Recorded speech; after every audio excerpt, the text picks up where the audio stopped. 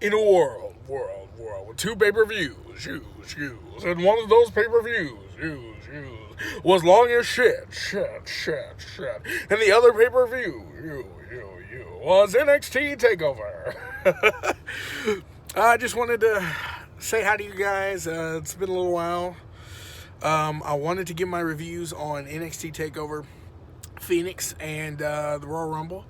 God, the Royal Rumble was so long. Good Lord. I mean, I had enough time to I made dinner.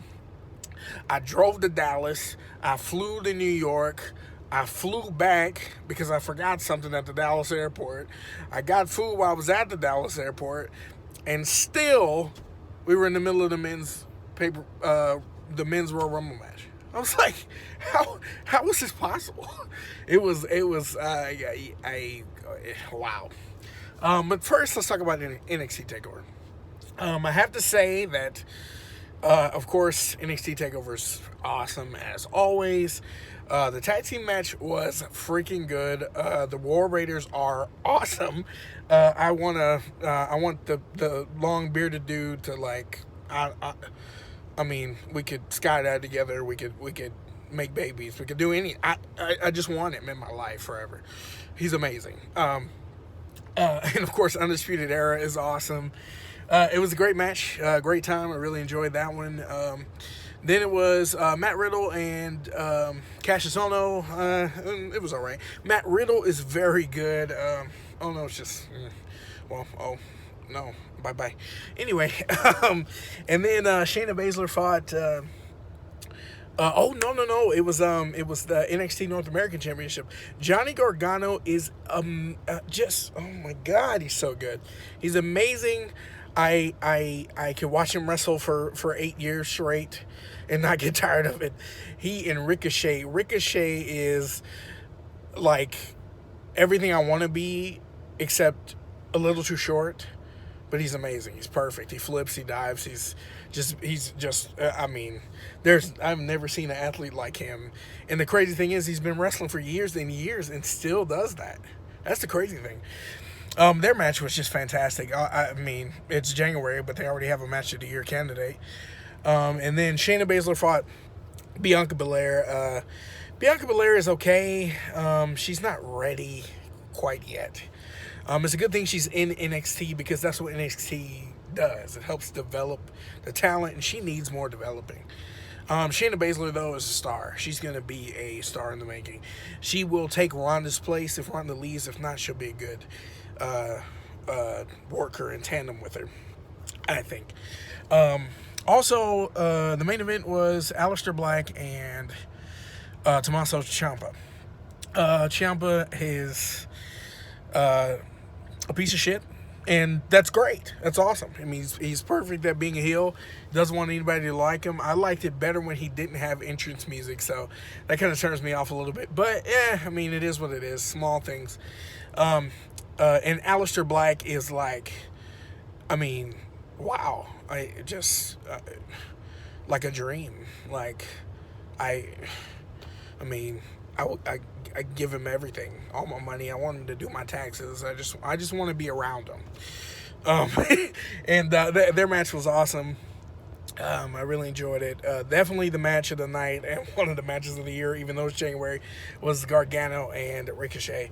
Now on to the 17-year Royal Rumble. I mean, again, just good Lord. We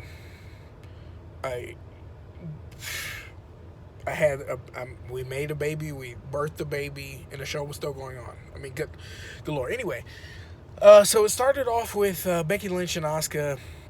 Asuka with the win. I was surprised, not that Asuka won, but that Becky tapped out. I really felt like this was a show to build her up, to get her ready for Ronda Rousey. And I thought that if she was going to lose, it should have been like somebody cost the match, or she passes out instead of taps out, anything like that, to keep her strong going into the Royal Rumble. Or just don't even have her in the championship match. Have somebody else in the championship match. But, I mean, Asuka had a great showing. She is going to be ready to defend the Women's Championship at WrestleMania, so that's good. And Becky, got her saved later on. So, I mean, it all worked out. Next was Shane McMahon and The Miz versus The Bar.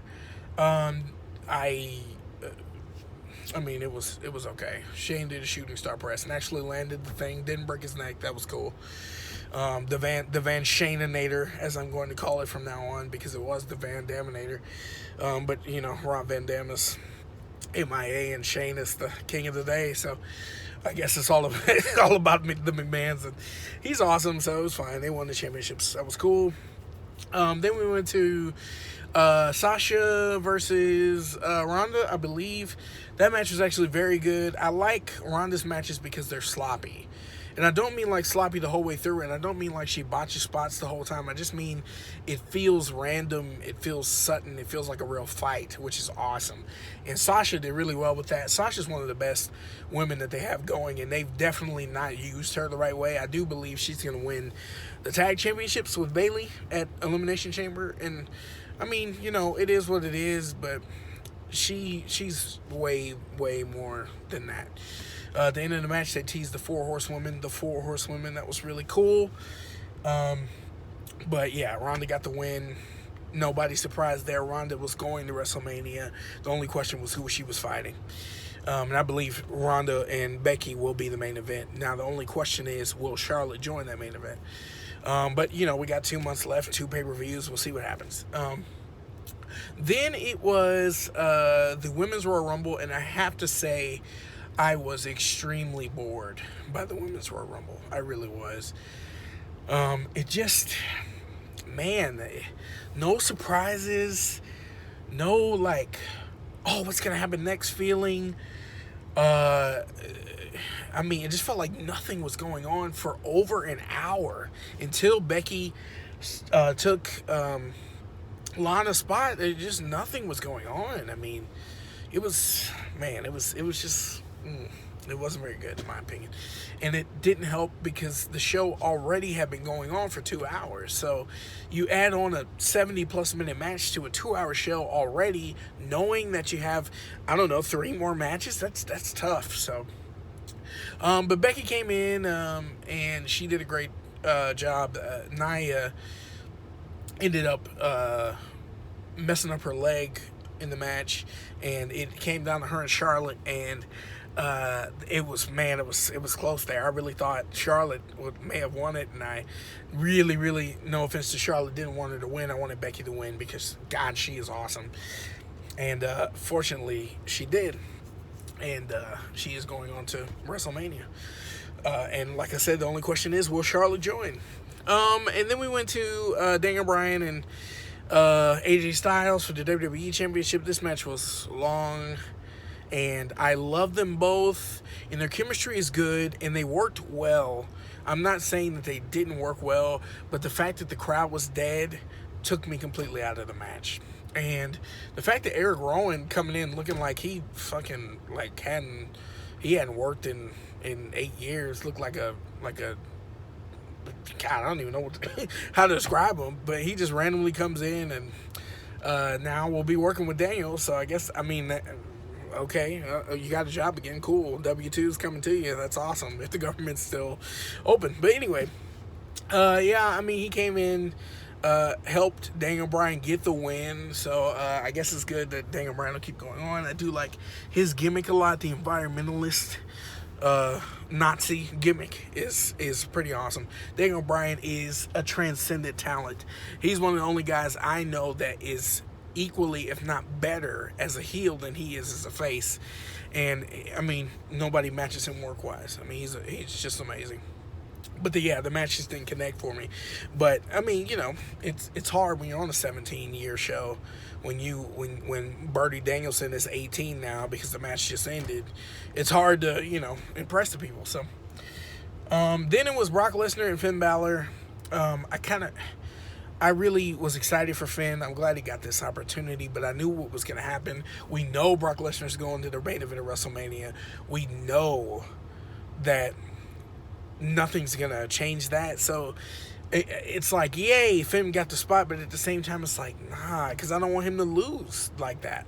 Because he just got back there, and now he's fighting again. So to get up there, But I mean, he put on a great showing. I mean, he was getting all up in Brock Lesnar, gave him all he could handle, and that was awesome. But of course, Brock comes with the coquina, not the coquina, the Kimura coquina, cocaine, lots of different K's and C's going on anyway. But yeah, so it was a good match. Didn't last long, maybe 9-10 minutes. Then we get to the Men's Royal Rumble, and by this point, I was tapping out. I was like, can we please just skip to the end of this? Because I already know what it's going to be. It's going to be Seth Rollins and Braun Strowman at the end. And it was Seth Rollins and Braun Strowman at the end. I mean, all the other stuff, it didn't matter. I mean, Jeff Jarrett and Elias, that was crazy and stupid to me. It wasn't funny to me. Elias is awesome, but it just didn't work with him and Jarrett. Our Angle was there for 2 seconds. There were no other cameos. Aleister Black and Johnny Gargano from NXT came in, and Pete Dunne from NXT UK came in. That was cool, but I mean, God, it was just so long. Yeah, man, another Royal Rumble after all that other stuff that happened. So it came down to Seth and Bryan, and I think anybody in their right mind knew that Seth was going to win, even though I know everybody in their right mind was a little scared because Vince is in love with the big guys. I don't know if he just has a thing for muscles or if he's just in love with size. I just don't know, but he just loves big guys. So I was always worried for a little bit that Braun was going to win, even though the logical thing and the right thing was for Seth to win, and I'm glad that he did. I think Seth and Brock will be a good match. I don't think he'll challenge Daniel Bryan because to me, it seems like he'll be running from Brock Lesnar, and that's not what you want from your top babyface. So, I mean, overall, it was definitely, to me, a good weekend of wrestling. I enjoyed it. The NXT Takeover is always awesome. They just don't, not do well with it. But the Royal Rumble was good too, even though it was too long. So I thought overall I enjoyed both shows. But I'll be back soon with probably a rent review tomorrow. And I hope this video finds you well. Have a good one.